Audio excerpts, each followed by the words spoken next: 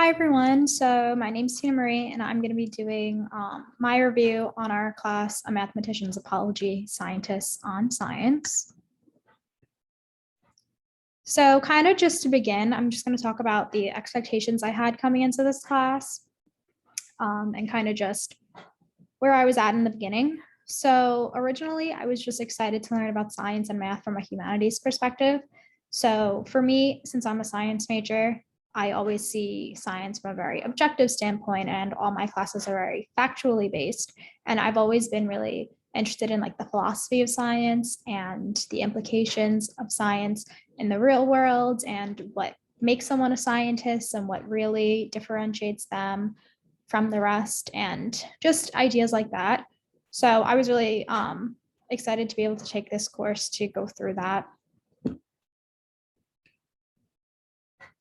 So in terms of how the class was set up, normally I really like honors courses in terms of class discussions because of the types of conversations we're able to have where we're able to go beyond facts and dig deeper. So that same idea where I was looking forward to learning about beyond the facts of what is a scientist and what is a mathematician and what does it really mean to look at the history of science or look at the history of math and the people involved in their lives and what they really thought about on a personal level. So I always really enjoyed honors classes for that and that seminar style base. And I did enjoy like our class discussions that we had on that as well. And then I also liked that we did presentations to assess our knowledge kind of towards the middle to end of the semester. So I personally am a big fan of project-based learning in opposition to exam testing.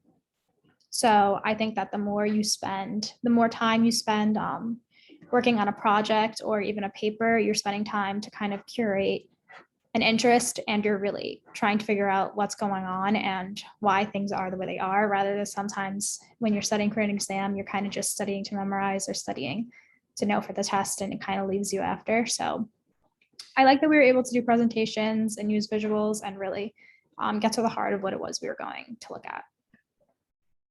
So this here is just a little quote that I thought kind of summarized the technique or the ideology behind our course. And it's a quote by Richard Feynman, and it says, "I would rather have questions that cannot be answered than answers that cannot be questioned." And again, I thought that was a really nice summary because it kind of honors the fact that this is a scientific and a mathematical centered course, but it's not looking at these hard facts. It's looking at, well, why are things the way they are? And what is the history that led things to be this way? And what is your role as a scientist in society? So I thought that was kind of a nice quote.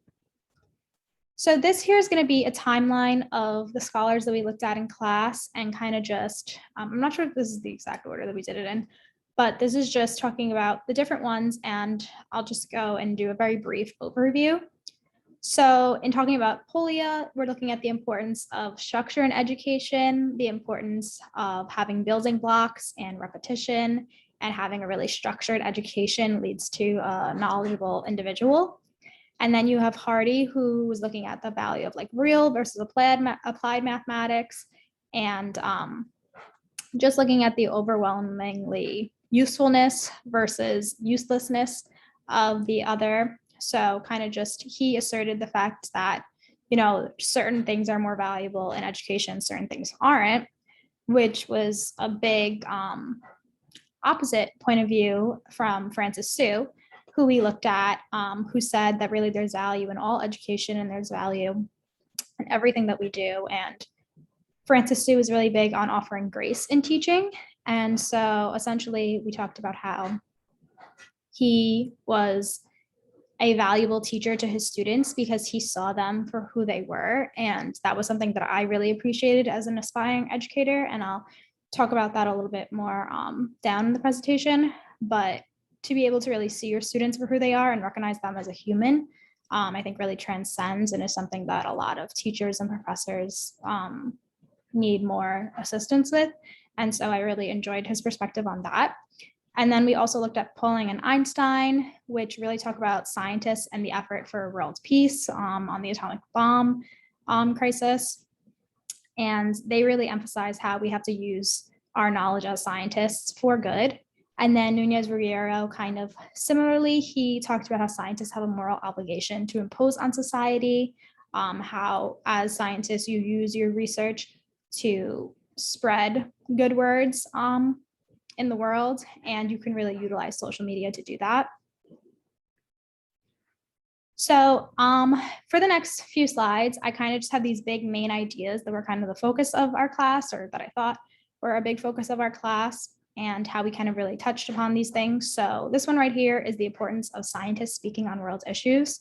So as we saw with Pauling and Einstein and Nunez Ruggiero, this was something that was really relevant. And it's this ideology that as a scientist, you have this moral obligation to be speaking out on world issues. And I know we talked about how, well, is it scientists giving their opinion on those issues, or is it kind of them just speaking on those issues because they have the knowledge to impose on society? And I know we kind of came to the conclusion that it was the latter, that those scientists, we have the knowledge to help society for the better.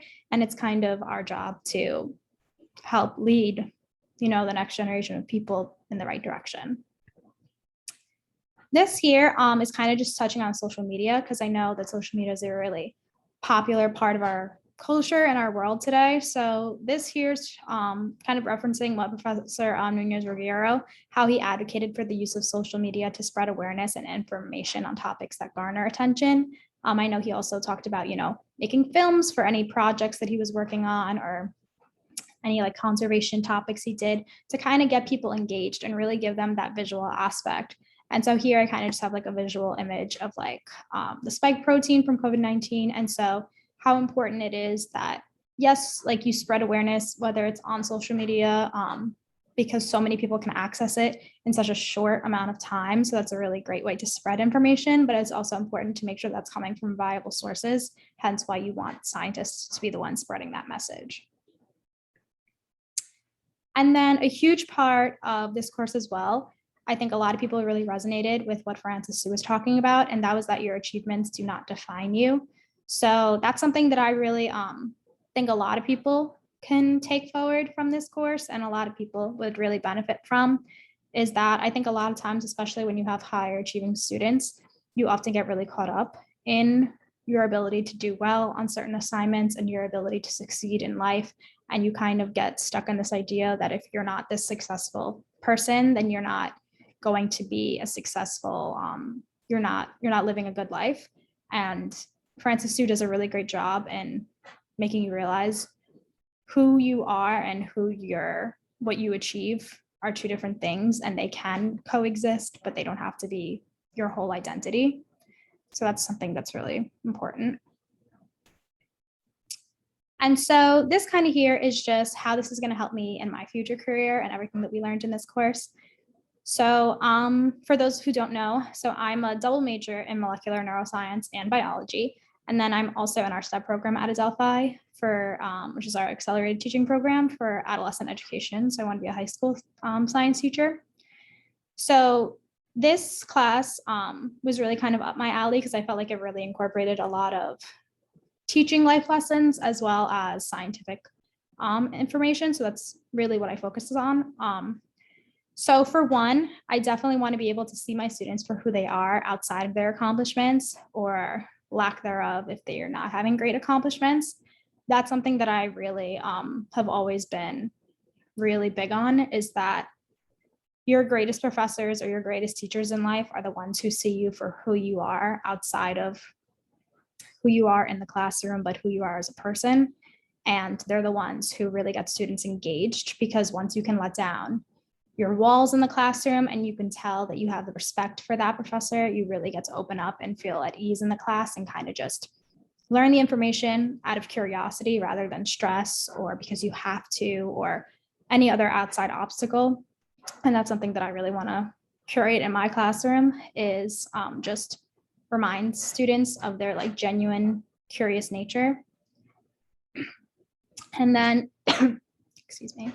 And then I also think that through these works that we looked at, it reminds me to use my voice for good, and it ensures that I make sure the future generation is able to do the same. So that includes properly educating myself and then educating the future generation on proper scientific information so that they're able to be a voice for good as well. So just in conclusion, overall, I really enjoyed this class. It really broadened my perspective on what it means to be a true scientist and the gravity my words can hold, and just really is going to help me in my future career and lead other students to hopefully do the same. So thank you.